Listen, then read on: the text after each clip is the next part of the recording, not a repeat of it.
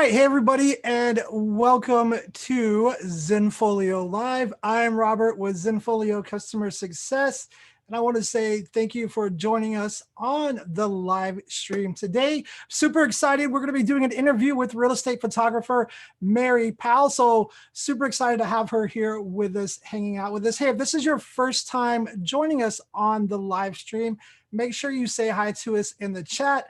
Let us know where you're from. And yeah, just say hi to us in the chat. So today we're going to be talking a little bit about starting up in real estate photography. We're going to hear Mary's story about how she got started. We're going to talk about her booking and scheduling workflow, how she uses Zenfolio. We're going to talk a little bit about image licensing as well. And then we're going to talk about her shoot day prep list just a little bit. Now, hanging out with me, taking care of you guys in chat, I've got the wrong mouse button. There we go. Now I have the right mouse button. Richard, so make sure that you guys show Richard some love. He does a great job helping me out on Thursdays, as well as Katie does on Tuesdays and Dennis does. So make sure you guys show Richard some love. Some quick announcements really quick before we get started. Right now, if you don't have one near you, take a few seconds, run and grab a deck of cards because we're going to be doing something a little fun here towards the end of the live stream. So make sure you hang out with us for that. We're going to have some fun. Also, don't forget the Ultimate Photographer Starter Package Sweepstakes is still going on, but there's only 4 days left to enter, you guys. So if you haven't entered it yet, this is going to be the last time that I get to remind you to enter that. So if you haven't entered it yet, the link to enter that is in the description below the video. That grand prize is crazy. So if you haven't entered it, click that link below the video and make sure that you enter that. Love to see somebody from the YouTube channel here win that grand prize, hopefully. Okay, last week we talked about BookMe, so don't forget the new BookMe enhancement that we talked about last week. The BookMe widget can now be added to other websites using the HTML snippet. And then August 13th is going to be our 200th live stream. We do have a special guest that's going to be joining us for that. You won't want to miss that. We're going to be doing some giveaways, a giveaway, and some other really cool stuff. So mark your calendars, August 13th, the 200th episode of Zenfolio Live. Wow, lots of announcements. Last but not least, we continue to challenge all of you guys to post something positive daily. So make sure that you are posting something positive daily on your social media and using that hashtag Zenfolio Photographers. All right, let me jump out of this really quick and let me go ahead and introduce our guest here. Okay, so she was born and raised in Panama City and moved to Miami as a teenager. Then she settled down in Atlanta. She's a self-proclaimed computer nerd who worked for a Fortune 500 company in the technology and computer training. Once she left the corporate world, she quickly realized and discovered her love for photography, specifically photographing architecture and interiors. She's a member of PPA. Her work has been published in several magazines, Design and Build, DuPont Registry, The Atlantan, hopefully I said that right, and AJC Homes, just to name a few. So guys, do me a favor and help me welcome Miss Mary Powell to Zenfolio Live. Let me go ahead and get her to turn her camera on. Let's see. There we go. Hey, Mary, can you hear me okay? Yes. All right. Hey, how are you doing? Great. All right.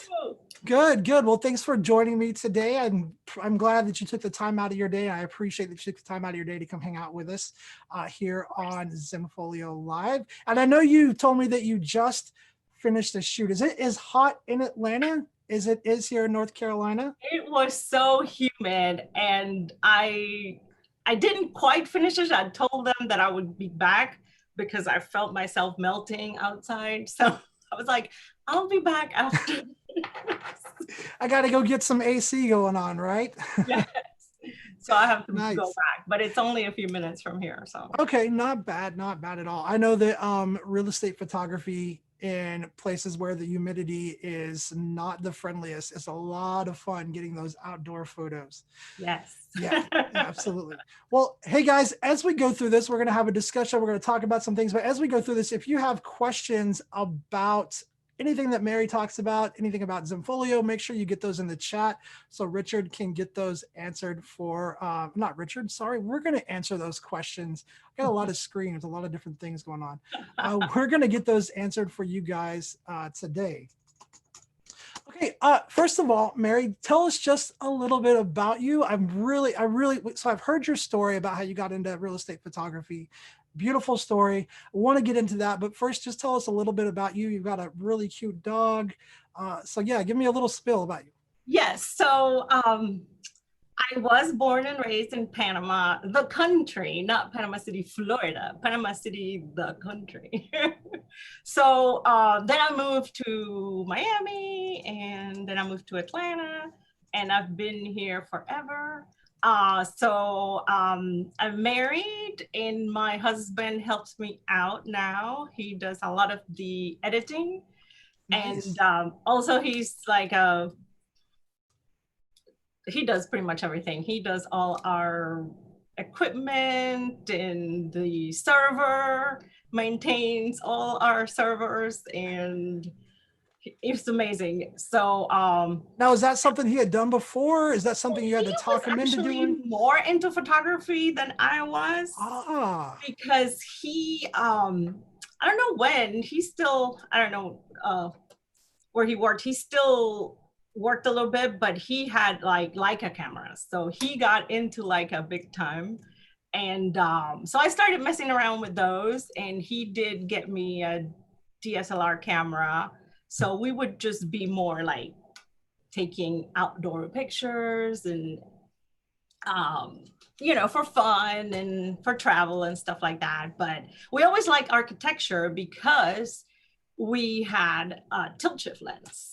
Nice. So that we would take on our trips, and we took it to when we went to Paris and stuff like that. So when my friend asked me to do real estate photography for him, I already had an architectural lens. So that's kind of what got me started.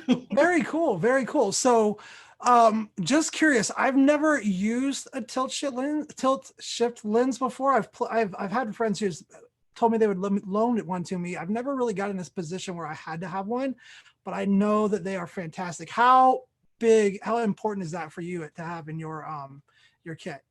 Well, since I got started with that, that was like the only lens I used. So for me, I've tried using other lenses, and I've seen, I mean, so many photographers that don't have a tilt shift lens, and they'll use like 16 to 35, and you do have to fix your, you straighten your verticals, and there's a little bit of barrel distortion. Yep. But since I got started with that tilt shift lens, and I just can't go back. I've tried to use the other lenses. I'm like, how do people do this? So it's really hard for me to not use the tilt shift lens. Gotcha. But that's how I got started. But and a lot of people are always asking, a lot of photographers, is it necessary to have? It's not that it's necessary. It's really nice.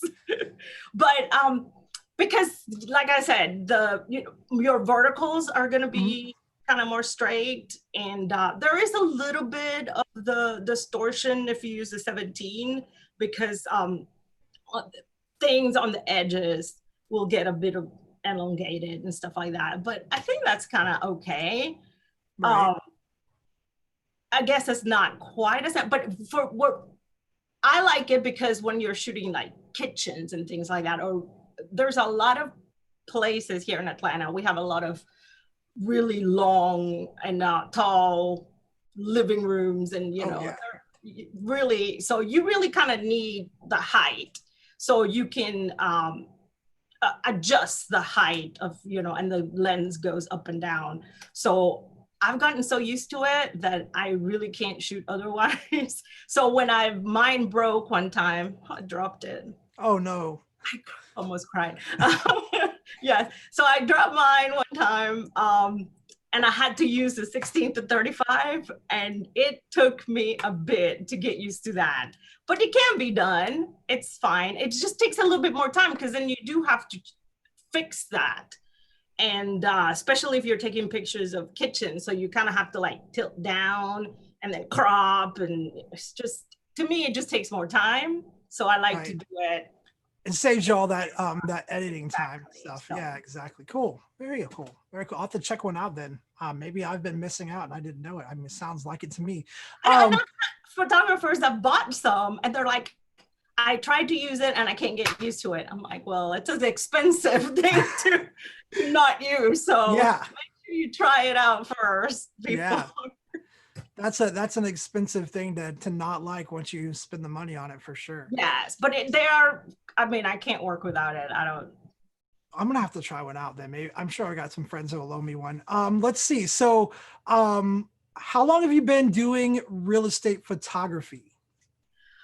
I started thinking about it and I was like, oh my God, it makes me feel so old, but 15 years. 15 years. Wow, 15 years. that's And when I impressive. got started, there was no information about real estate photography, about anything. I mean, it feels like, did we even have internet 15 years I don't. I mean, if we did, it probably wasn't any good. ago? No, we We still probably did. couldn't be doing this. I know we did, but there was really not a lot of information. So I kind of didn't know what to do. A friend of mine who had just become a real estate agent and knew I had a DSLR camera, asked me to take photos of a listing of his. And so I looked online and there was really not that much. I finally I found a book that was architectural book. And I ordered it, but I had to wait for it to arrive. There wasn't Amazon Prime then. So I didn't get it in one day.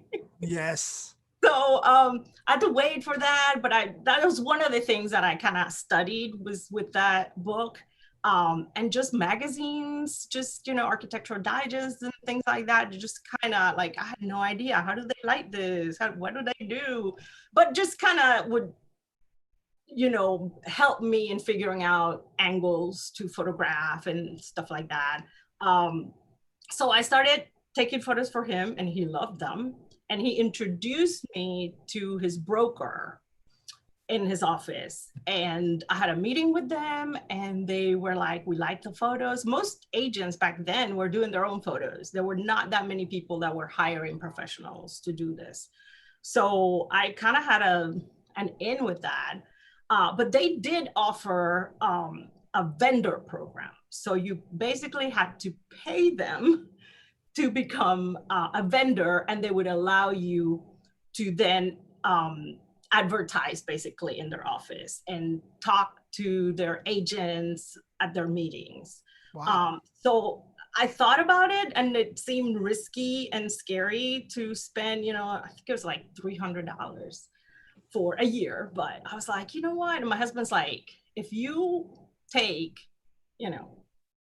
photograph a few homes, you'll make up for it. So I did. And they started hiring me and it just went crazy from there. And Wow. I've been doing it ever since. So did it feel like a snowball effect where it was just like you started doing a little and then all of a sudden it's just like whoosh, you're just doing them left and right and then And finally, that's when you kind of have to. But then, and back then, there wasn't that many real estate photographers out there. I don't even know if that was a word yet. Like, it's just like a photographer that that can do this. I don't know. So it really did help, and everybody started doing it then.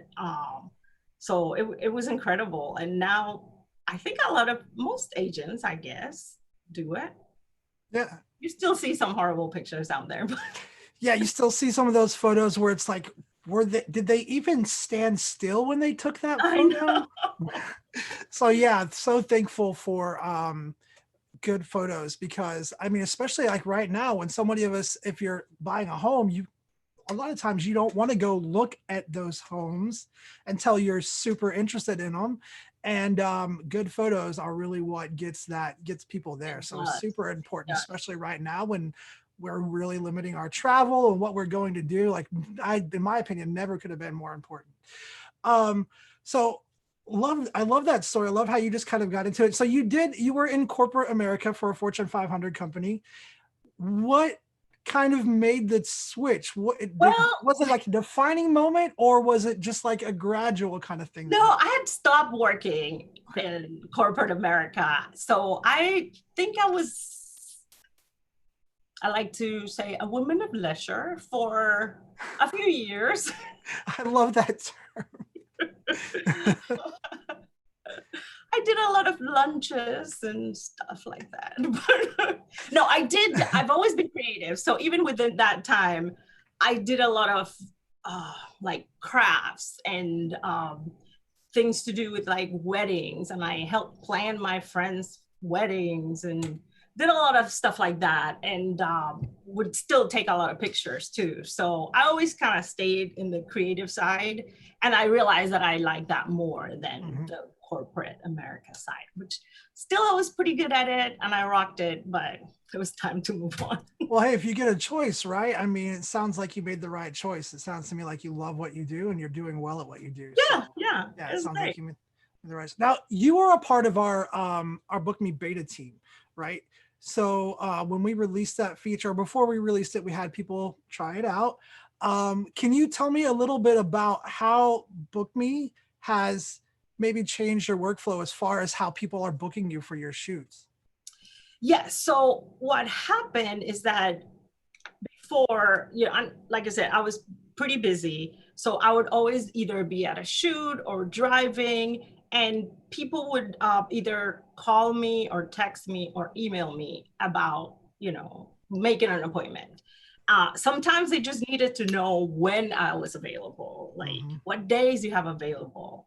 And so it was kind of hard when you're, busy and doing stuff. So there'll be a little phone tag and miss conversations, and then I would be like, yeah, sure, I can do that day, and then it turns out I had already told another person about that day.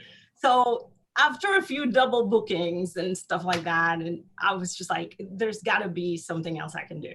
So I already had started researching, like, I know there's, because you've seen them, like even other industries, like your doctors, stuff like that, where you could make an appointment directly from their website.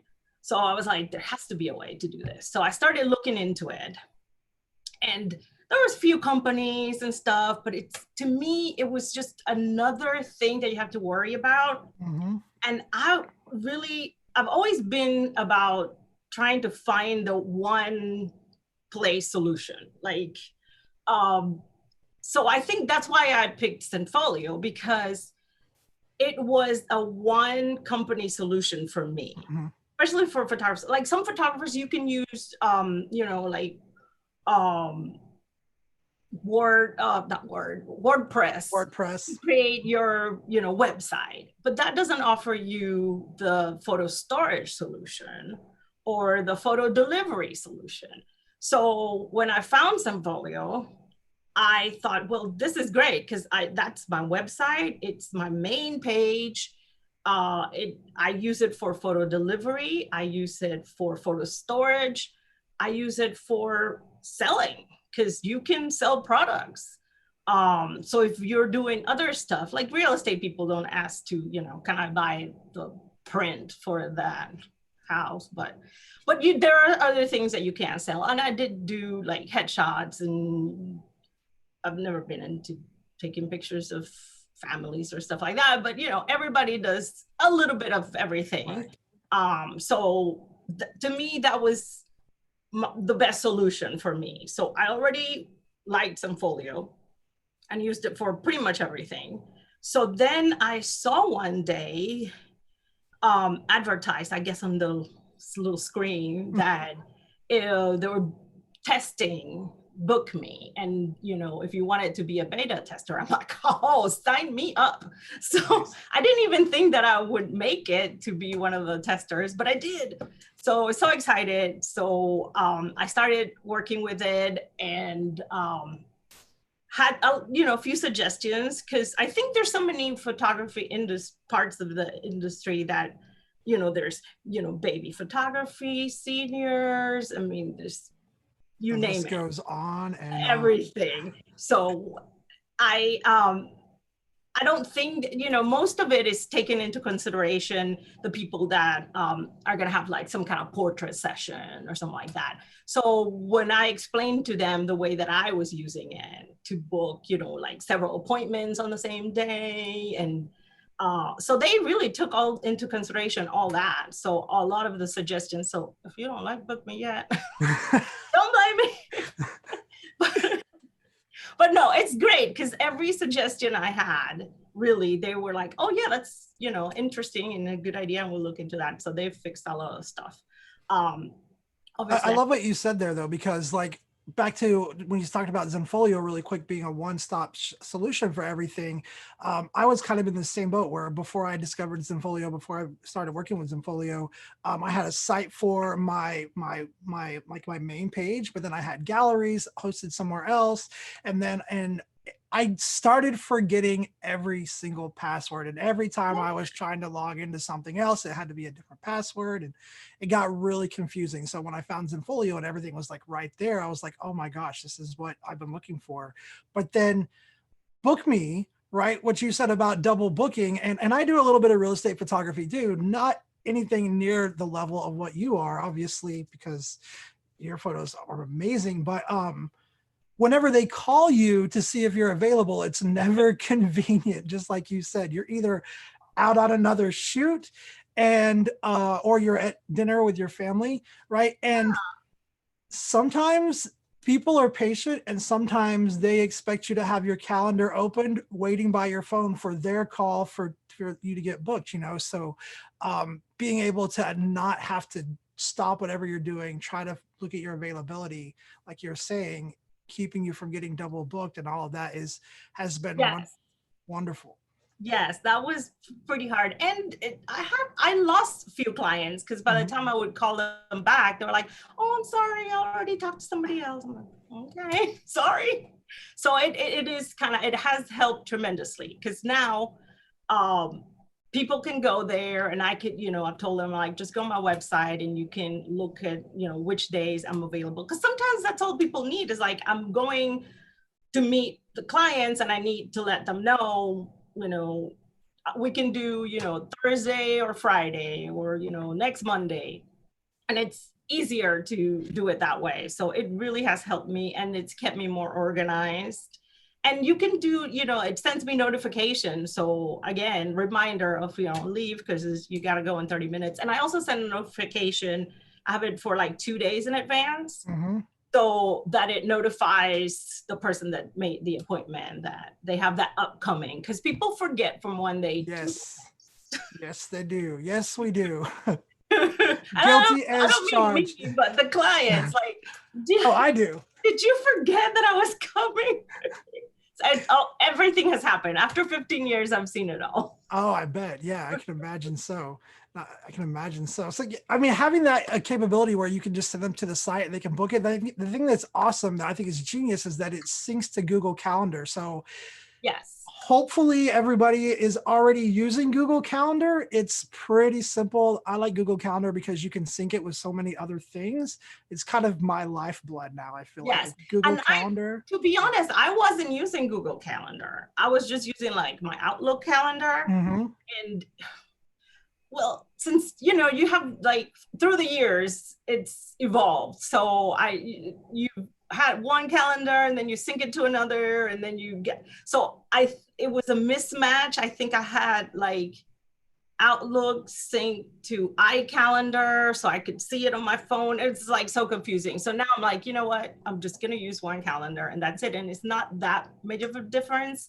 It took me a few days to get used to it, because I was always had my calendar open, but I just have my Google Calendar open. It's kind of the same thing. So don't let that stop you, because I Yeah. wasn't using Google Calendar, but it's pretty good. I haven't had any problems so far. I love it. I love it. Yeah, Guys, and we're going to get to your questions in chat in just a few minutes. All of your questions are being passed through to a doc. So please keep putting those questions in. I can see people have got a lot of questions for you, Mary. all right. Yeah, so we're going to get to those in a second. Let's see really quick. So can you talk a little bit about contactless workflow for real estate? I know that you have on your site, you have a little link that says COVID-19. It kind of has a list and talks about different things. Can you tell me a little bit about that? Well, when the pandemic started and we were all kind of petrified and stopped in our tracks, um, I thought, well, that's it. You know, I can't go out. Obviously, I can't do any business. But agents started calling me and saying that we were considered essential work. And I'm like, are you sure?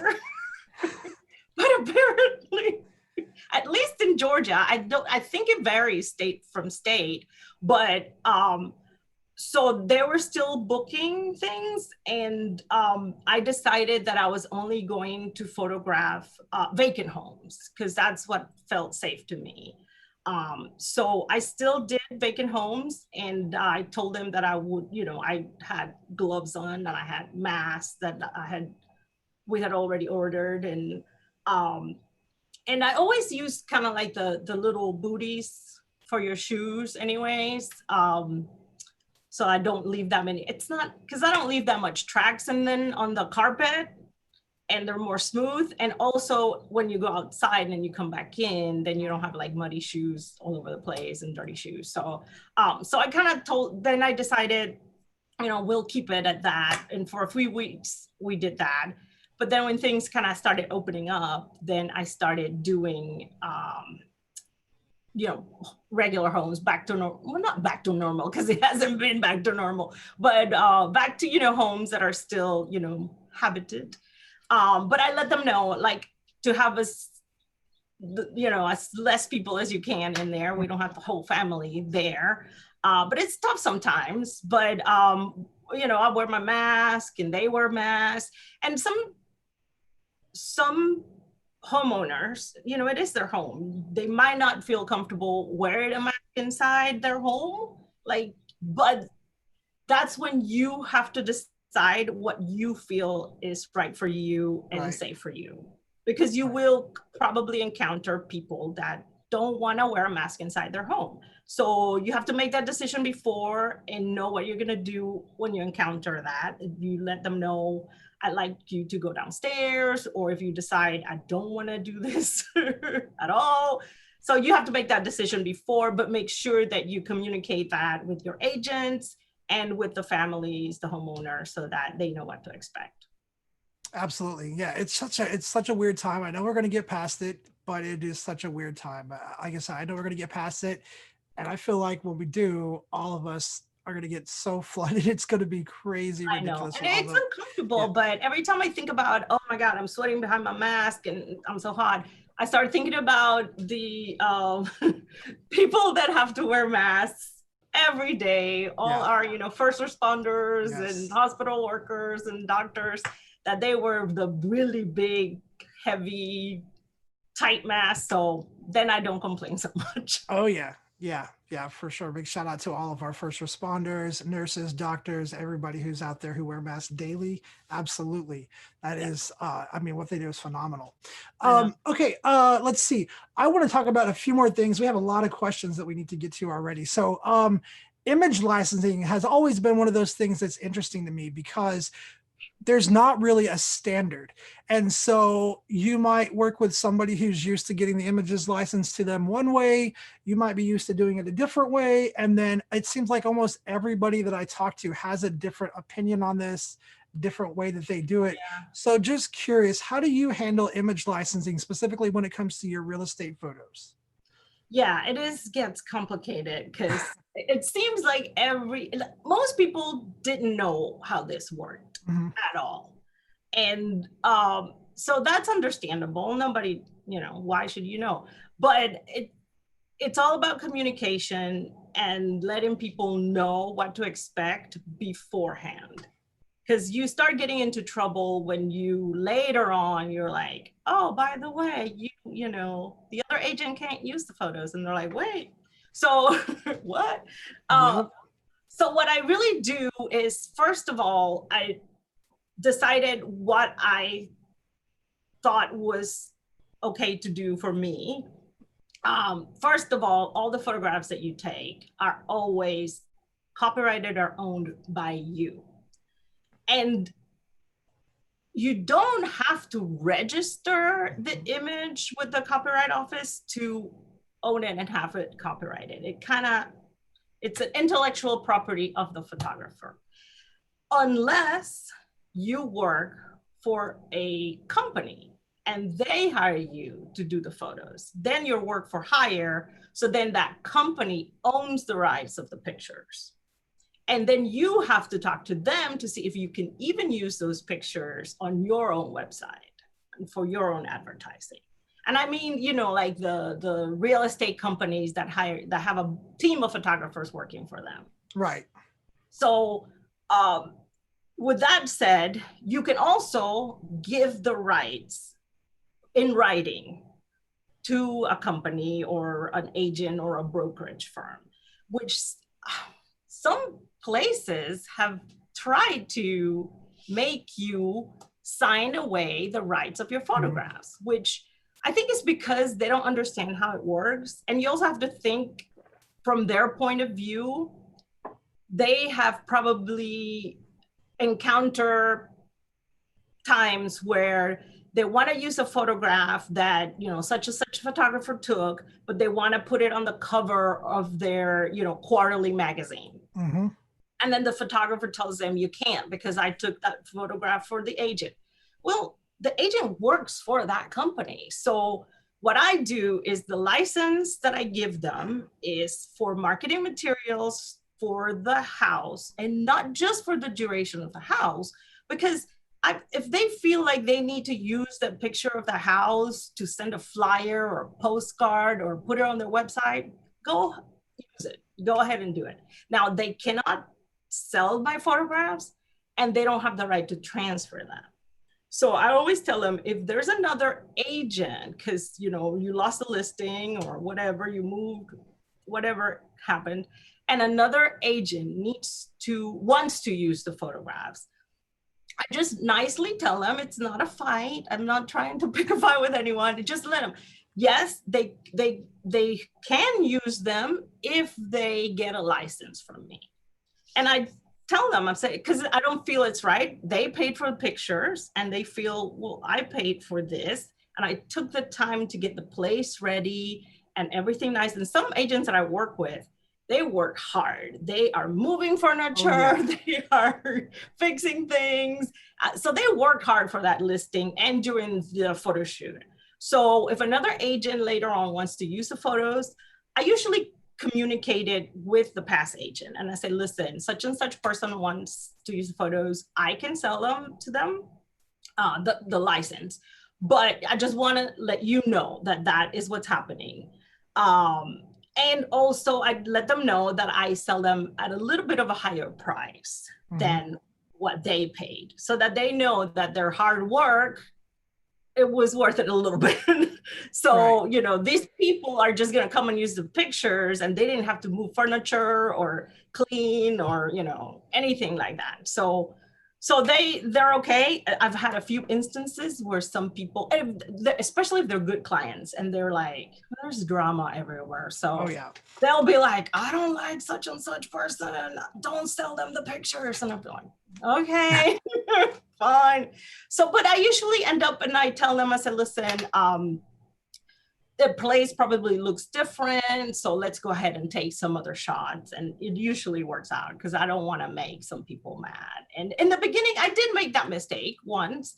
And that agent got so upset and they were like, I cannot believe that you sold those pictures to somebody else. And even when I explained to her that the photos still belong to me and I can, and that on my, I put that licensing, it's on my website and it's also at the bottom of every invoice I send out so that they know the usage. Now, I also, and sometimes I put them, if it's a new client, I put them, when I send them the link to the photos, I put them in the email as well so that they understand. Some people don't even read stuff. So sometimes I communicate with them like, hey, this is how it is and this is how the photos are used. And I also let them know, remember that, especially for like photos that I take of model homes or stuff like that, I let the agent know, it's like, if the builder wants to use the photos, let them know that they can, but they have to get a license from me.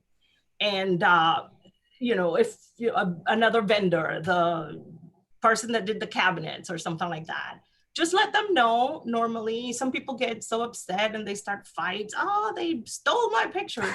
Well, they might not know that they're stealing your pictures. Right. So all it takes is a little bit of communication and you might end up with a new client. Yep, absolutely. I mean, one of the two key things that I think you mentioned there is consideration, considering everybody that's involved or potentially involved, and then communication. I think you can pretty much solve just about anything with those two elements, communication and consideration. Yes. One of the things I know we talked about the other day that you had a really interesting take on, and then we're going to take a quick break after this, and then we'll start answering you guys' questions, because keep putting your questions in the chat. You guys have some amazing questions, and I would definitely my cousin get to is those. Online. One nice. Of my cousins. Nice. I nice. Think a question. I don't even know. Nice. It's always fun to have family online when you're going live. But you had a really interesting take on this. I want to talk a little bit because it's so important. So a prep list for your clients, right? Because sometimes, when I got first started doing this type of photography, I would never really, I didn't even think that I needed to communicate with the realtor or the builder, whoever it was that I was working for. And I would show up sometimes and there would still be painting. I would show up sometimes and there would be muddy footprints. I would show up sometimes and nobody would be there. And you had a really interesting take on talking about a prep list, making sure that you're communicating that and setting the expectations so that they get the best value and that your time isn't wasted. Yes, because that used to happen to me. You would get into a home and you think, oh, this is gonna be great. It looks nice. And then you go in and you're like, oh my God, what all went in here? And people expectations and idea of I'm ready for pictures and our expectations for I'm ready for pictures are completely different. So I started thinking, what can I do to minimize this problem so that I don't waste so much time when I get there? And I didn't want to, sometimes I would have to leave. I'm like, this is great, but I think that we can make your place look amazing if you just take a few minutes to do this. And they're like, what? So I started thinking of what things I needed done. Get the cars out of the driveway. It sounds like it's tacitly understood, but it's not apparently. So, I started with just notes that I made. And now my official prep list is 17 pages long. Don't freak out. But it has a lot of pictures because people are visual and I'm a photographer. Yeah, exactly. So what better way is by showing pictures? Because I would have people, say, I'm not into interior decorating. I don't know what to do. I didn't realize I could get flowers or a bowl of lemons and that would help, or, move this junk out of the way. So I thought visually, so I have photos, and on my website, there's a basic one. That's the one that I kind of got started. And, but I also have a PDF that it's, this is the 17-page one that I send out. I love that. You can do this. But, just look at pictures on Pinterest and things like that. Now, and I always tell them these are just suggestions. And I also try to include photos in there of, regular normal size homes, not just, the $1 million homes. So people, doing this for 15 years, I have seen everything from 800 square feet to, thousands and thousands of square feet. So I believe every little space can look great and without spending so much money. So as long as you like clean up and do certain things, you can make your little tiny apartment look photo ready. So just come up with, some ideas and some lists. And on my website, there's, like that information. And I did it like room by room because I thought in the bedroom, what do I need? Make your bed. Important. And then starts going from there. And I have some that are, more suggestions and, go all advanced, like you're just doing all kinds of stuff. But it helps so much. It really, really does. And it saves me time. Still, I encounter people who are still not quite ready. But what I've done before is just like, you know what? I get there and that happened like last month. I got there and there's painters outside. And I'm like, serenity now. Don't freak out. Because you want to just go out there and go, get out of there. But it's not their fault either. They were hired to be there. So I just like it'll all work out. And start from there. We'll start on the inside or start in the backyard. That day I couldn't do the outside because they claimed they were going to be gone by 11 and it was still 2 p.m. and they were still there and they were in the front and the back. So there were even rooms that I couldn't photograph because you could see them outside. I'm like, oh my God. So after the third time I had told them they had to move, I was like, you know what? I'm not even going to bother. So I had to go back. And while it was sunny and beautiful, I'm getting set up and a huge storm it started pouring down on us. I'm like, are you serious? Georgia weather. Oh yeah, expect the unexpected. Exactly. So awesome. It all worked out in the end. Right. It usually does. If we just can calm ourselves down, take a deep breath, usually we can get it to work out in the end. Take a deep breath. Yes. You can always come back another day, maybe. Yes. Sometimes. And I do charge extra for that. There we go. There we go. All right. Well, you've given us some really great stuff so far. We're going to take a quick break. I'm going to bring Richard on. He's actually going to talk to you guys live instead of doing the whole video this time. So I'm going to bring Richard on. We're going to take a quick break. I'm going to get some tea. I think Mary's got some coffee going on. And then we're going to come water. There we go. And then we're going to come back and answer all these questions you guys have for us. Also, don't forget, grab your deck of cards because at the end, we're going to be doing something a little different, a lot of fun. So me and Mary will be right back. And here is Richard.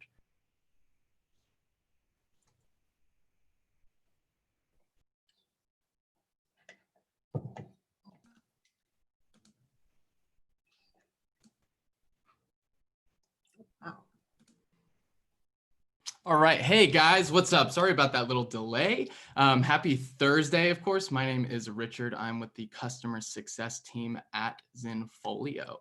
I hope you guys are learning some really good stuff. Mary, you have so many good tips and tricks. I know for myself, I learned image licensing the hard way. I used to work for an exotic animal sanctuary. So I definitely appreciate you talking about that. And I definitely agree with you. The best gear that I have in my backpack for photography is Serenity. But if you're all watching and you have questions for Mary or any Zen related questions even, feel free to add them to the chat so I can either send them to Robert to assist you or I can answer them quickly on the spot. If you are watching the recorded version of this, since we do put all of our previous streams on our channel, you too can ask questions if you'd like. We do have a doc down below in the description called questions for next week. Hop in there, ask what you'd like, and we will definitely address it the following week. But I really love that we're able to do these photographer interviews like Mary. We did Jeff Cable not too long ago, and Sam Rowley, I think I'm saying that right, the Wildlife Photographer of the Year for 2020. And I always love to see how others in the industry run their business and passion. So definitely expect more of that in Zen Live coming up in the future. And speaking of future, we are doing our 200th episode, as Robert mentioned, August 13th. You'll definitely want to be hanging out with us. I will be there. Katie will be there. Dennis will be there. We'll have a great time. We also have a special guest coming on as well. So that's going to be awesome. Like I said, August 13th. But great. So just like Robert said, if y'all have a deck of cards, this would be the time to grab it. He's got something special planned for you from what he has told me. So I'm pretty excited as well. So I'm actually going to give it right back to you, Robert. All right. Thanks, Richard. Let me get Mary back on here. We're going to take some of your guys' questions. Let me get her back on here. There we go. And I'll unmute you. There we go. Let me see if she gets back. Oh, there we go. All right. There we go. Did you get some water? Yes. All right. Cool. All right. So some of the questions, I'm like, oh, wow. If we don't get to all the questions now, then I'll try to answer them on the, can you do that on the chat? You can do it on the chat. You can do it in the comments. If you want to hang out in the chat for a little bit and answer questions, you're more than welcome to. Yes, we will try to get to all of them then. Absolutely. We'll try to our best. And guys, if you haven't looked in the description below the video, you can follow Mary on Facebook, Pinterest, Instagram, and then there's a lot of cool stuff that she sent me resources for if whether you're getting into real estate photography or if you've been in for a while and you're just looking for some stuff to be a part of. There's some Facebook groups and different things that I think you're pretty heavily involved in, right? Not so much. I know. Okay. I feel bad because a lot of times, and it's not like I'm bragging, but I stay busy, but also because like I stopped working at 6:30, 7 p.m. at 6 or 7 p.m. at night because I still want to have time with my family and cook and eat and relax and watch TV and do all that stuff. So I don't have that much time to spend, and I don't want to spend my evenings or all the time I have on a Facebook chat or a group or stuff like that. So I'm not as involved as some guys are, which is great. If they spend the time doing that, good kudos to them. I mean, sometimes I can't. So no, I totally not understand. because I don't want to. I just absolutely don't have time. Okay, so I think it's Sir Fotis. So if I say your name wrong, I am fair game to be made fun of. You guys know that. Make fun of me in the chat there if I say your name wrong. Let me see. Sir Fotis says, it seems that higher priced homes want better photography. Is there a range of prices that you charge for this work? Yes. And when I started, I've changed my pricing, through the years, of course, because, I started with, lower pricing. I mean, I didn't have any experience, any of that. I didn't really know what to do. And there wasn't a lot of places to, figure out, what are other real estate photographers charging? I couldn't even find any other photographers. So I kind of had to do my own thing. But changed my pricing accordingly. Obviously, if you start getting really busy, the best thing you can do is up your prices. Mm-hmm. I thought I would lose a lot of clients when I did that, but they still stayed. So even, and my pricing starts at a level right now. It's like, my minimum is 250. And I thought, well, nobody's going to hire me for that tiny little, condo. They still do. If they want good photos, they will still hire you if, offer good service.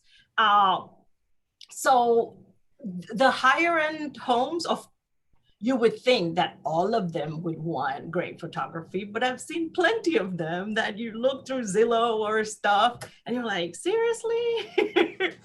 You could have spent more money or something.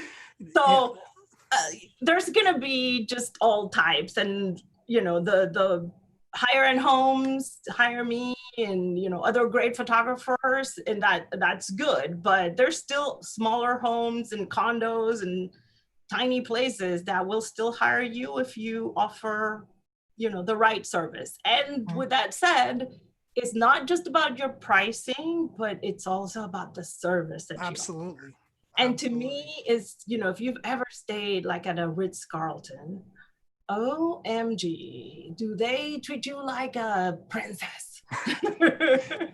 I have not yet, but I need to. Oh, and it shows. It's just, they don't know the word no. So they are trying to, what can we do? And this is the mindset that started me in the business. What can I do to make your experience be as good as it can be? Now I'm not offering, foot rubs or anything like that, but I try to have like good service, a good, results. So I try to offer you good photography, good, everything I can do, and not nitpick so much. And I try to be one of those people that is easy to work with. So important these days. That is very, very important, because in anything that you do you like to have to deal with somebody that is a pain to work with? No, in anything. It's either your, anybody, your landscaper to anyone, your hairdresser.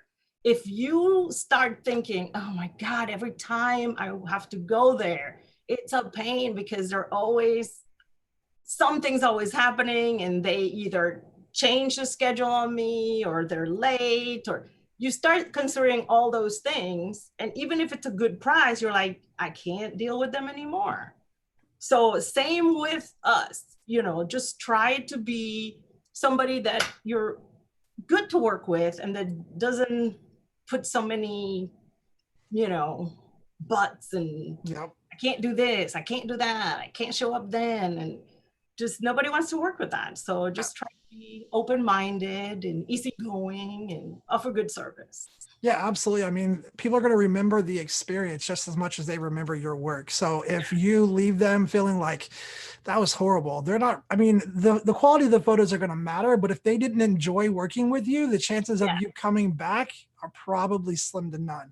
Now, there are a lot of people asking about pricing. So there's like several questions kind of tied into this one. And it's just something that I'm curious about. So people are asking, like, some of the questions is, do you charge by the square footage? Do you have a set price, or do you work with each agent? It can get really complicated. So just curious to see how you kind of handled that side of things. I think one of my earlier clients, when she first time I did a shoot for her, she asked me, what are the charges and stuff, and I already had like a Word document or PDF that I converted, and I sent her that document. And I don't think I had, because back then I think a lot of you would look and nobody had prices online.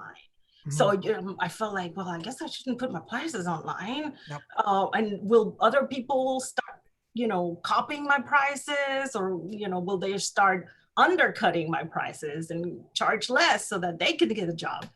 But then what she told me that day stuck with me. And she said, I am so glad that you have your price sheet. And because it makes me realize that you're organized and that you're charging this for everybody. Because if you start thinking, oh, okay, yeah, I'll let you know, kind of thing, unless it's, a quote for something, like I do interior design as well and photographs. So for that, you do have to figure out, well, how many rooms and what are we photographing, and, how will it be used? So then you do have to come up with a specific pricing for that type of job. But for these type of jobs, you can come up with a price so that people don't think, well, are they charging me more than you're charging this other person? Why is this, So it just kind of gets kind of iffy if you don't have your pricing right figured out. Or if, oh, I'll let you know. It just kind of seems like, why doesn't she know what the price is? Exactly. Like, it just seems like you're not that professional. So, and then I started realizing people, to seem more professional, have your price for me, have my prices online, because everybody sees what's out there, what they get, and it's not a mystery. I don't get the mystery. Like, this is what I charge, and it's either, for, that client for that company, or this client for this other brokerage firm. And they get the same pricing no matter what. If you want to start, oh, I'll charge I don't do it because I don't see why. Like, oh, they give me a lot of business. Well, I work as hard for every house that I photograph. Mm-hmm. So why should you get a discount just because I'm photographing, several for you in a month? I work the same way, and I give the same to a small house than I do to a bigger house. Yep. I mean, yes, it's going to take me longer, and that's why I started to figure out, well, what is it worth for me? What the time that I spend, all the walking that you have to do. So some people, and it's up to you. Some people like to charge by the square foot. And at first, I started a million years ago. Don't make me say it again. But back then, really, there was like, you would ask an agent, what's the square footage of the home? First of all, I have no idea what square footage, like now I can visualize it more. But back then I was like, I don't know, how big is this? So, and some people didn't know either. Some agents had no idea. And they're in some states, if you put down an estimated square footage and that's not the case, they can sue the agent. Mm-hmm. So a lot of times they were just like, oh no, we don't really, do it that way. So I don't know if they're starting to be more accurate about square footage now, but I got out of doing that since I realized, you know what, I'm going to start charging by the size of the house. Mm-hmm. And then I started charging by the listing price kind of thing. So I just kind of accumulated in a group, under, that much money there, pay me this. And so you can accumulate, you have to realize what kind of works in your area. Again, and I'm used to the market in Atlanta, but the market is different. Like a house in, anywhere in California, you're like, okay, we call this a tear down here, but over there is $1 million because you have a little bit of view of the ocean. Yep. So it's different. So it's going to be different depending on where you live and the market in your area. So you kind of have to figure out which way it's easier for you. Mm-hmm. Some photographers charge like a set price for like, you get 20 pictures for this combo, or, you get 50 pictures for this one and it's this much. I found that I tried doing that in the beginning, but it was time consuming when I was at the shoot trying to figure out, I think I would waste, it made me feel like I wasted a lot of time doing a walkabout of, oh, we're going to take a picture of that room. What about this room? No. Okay. What about this room? So there goes an hour. Mm-hmm. And you haven't even taken a single photograph. And then then they'll be like, oh, did you not take a picture of that powder room? No, because you didn't tell me to. Yep. So you always encounter that. So it was to me, I couldn't work that way. So I decided I'm just going to photograph, unless you tell me don't photograph this, or please do photograph that closet, then I'll do it. But most of the time it's just all the rooms. And some of them I get few angles, but most of them you only get one, and just move on from there. And then I just the pricing for that. It doesn't, because I can't also like, okay, well that, that one, that was 10 photos. So then this would be 20 photos. That's it, I'm done. It's just too hard to keep up with. So hard. So, and I love what you said about putting your pricing online, because one of the things that an older photographer told me a long time ago was that if you don't put your pricing online, all you're doing is putting yourself in that bargaining category. Because if you have your prices online and then people go and they see your pricing, they can immediately decide whether they can afford you or not. Or not. You get those phone calls where somebody's trying to drop, yes, get you down. They can tell right there and then. So and it's just, to me, it just makes it easier that way. Absolutely. And I think it helps other photographers that are new to the industry. They can see it's like, oh, is that what you start with? Or that's the area? Good. Then they can start with that pricing, or maybe a little lower because they feel they don't have the, the experience yet, but they know kind of where to start. And so like, oh, I thought it was only $70. Oh no, charge more than that. Oh yeah. Yeah, it helps all absolutely. of us that way. Yes, yes, it does. Absolutely. Okay, guys, unfortunately, we're not going to be able to get to everybody's questions as much as I wish we could. This is the part of the time. This is the part of the time where you want to grab your cards because Mary and I are going to do something really fun. I'm going to stop my camera for a second. I'm going to stop my camera for a second and get my other camera set up. So give me 1 second. You guys should still be able to hear me. Okay. Let me get this other camera set up here. It's a little bit of a weird angle, but we'll go with it. Let's see. There we go.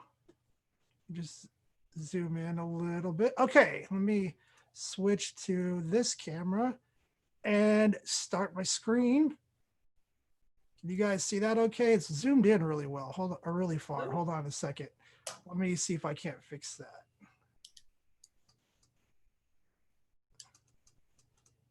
Okay, there we go. Let's see, how does that look? There, now you can see everything. Can you see my cards layout here? Okay, guys, if you have cards, this is the time you want to get them out. What I want you to do is I want you to go ahead and separate your queens and your kings, just like this. Everybody, we're going to do this together. If this works, you guys have to do me a favor. You have to comment on this video and go follow Mary on Instagram. Okay, so Mary, let me know when you have your cards kind of set up with your kings and queens separate. Oh, here it is. And you guys go ahead and do the same thing in chat there for me. Got it. You good to go? Yes. Okay, what I want you to do is pick up your kings first. Okay, and what we're going to do is you're going to tell me which suit you want to start with. Heart. Which suit do you want? Heart? Okay, so we're going to put hearts down. Just like this. Okay. All right. Which one do you want next? Clubs. Clubs. All right. Do you want clubs to the left or right of hearts? Left. Okay. So left. And then which one next? Diamond. Diamonds. To the left of clubs or to the right of hearts? Right. Okay. So we have the king of spades left. Do you want to go left or right side? Right. Right? Okay. Perfect. So now pick up your queens and go ahead and set your queens on top of your kings on the same suit. All right. Okay. Once you have them, go ahead and flip them over face down just like they are.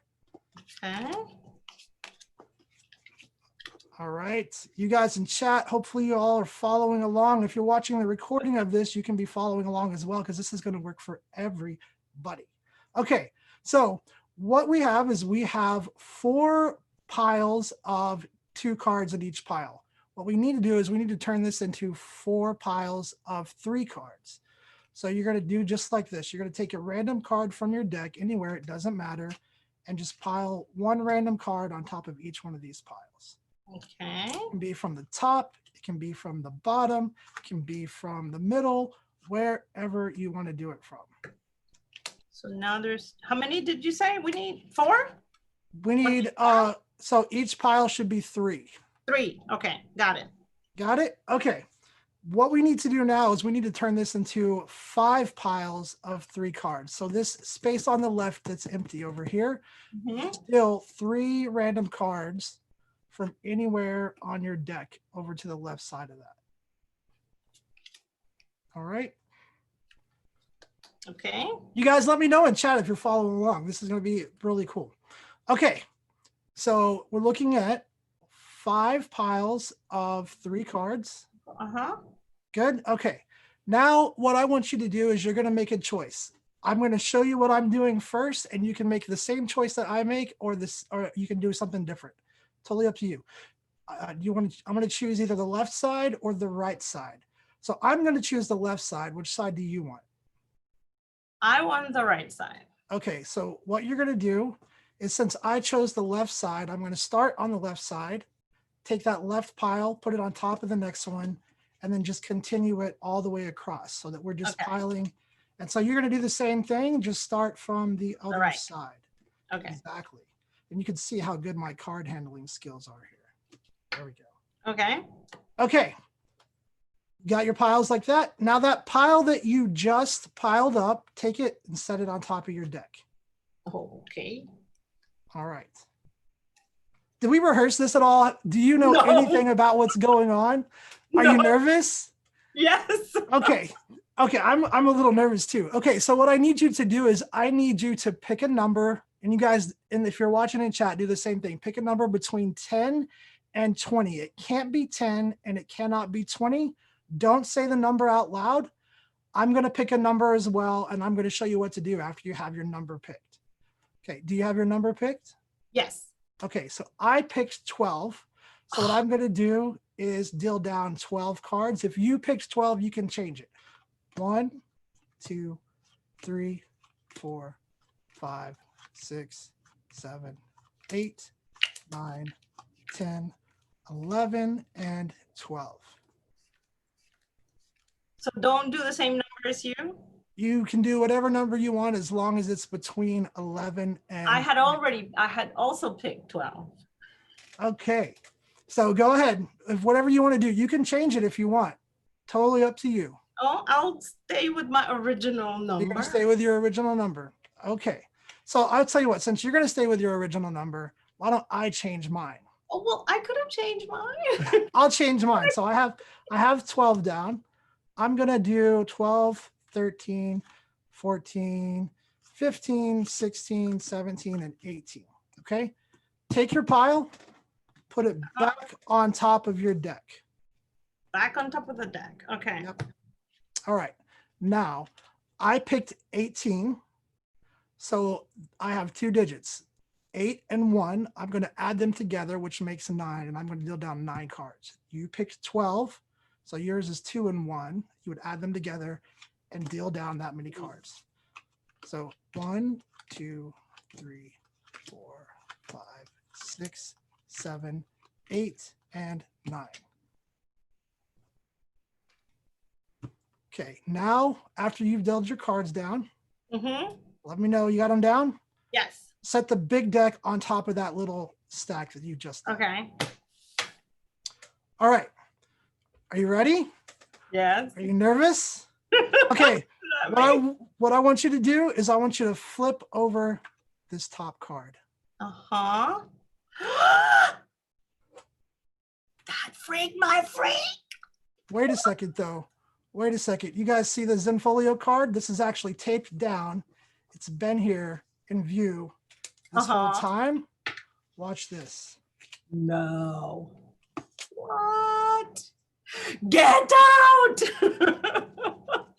Hey, if you guys are watching still on social media, you can go look at the thumbnail images of this video and on our Facebook. And if you look in Mary's camera lens and you zoom in really close, you might see something a little familiar. Yes. All right. That freaked my freak. All right, you guys, unfortunately, we are out of time. I do want to say thank you so much, Mary, for hanging out with me today. This has been a lot of fun. Thank you so much for inviting me. Absolutely. Absolutely. You guys, sorry if we didn't get to all your questions. I can stay on and answer the questions. All right. Awesome. So Mary's going to hang out and chat with you guys and answer some questions. I got to hop off. Unfortunately, I got it somewhere I have to run. Mary, again, thank you so much. If this worked, whether you're watching the recorded version, the live version, make sure that you comment on this video, share it out, and go follow Mary on Instagram. Thanks again, Mary, and I'll talk to you later. Bye, everyone. Thanks for joining.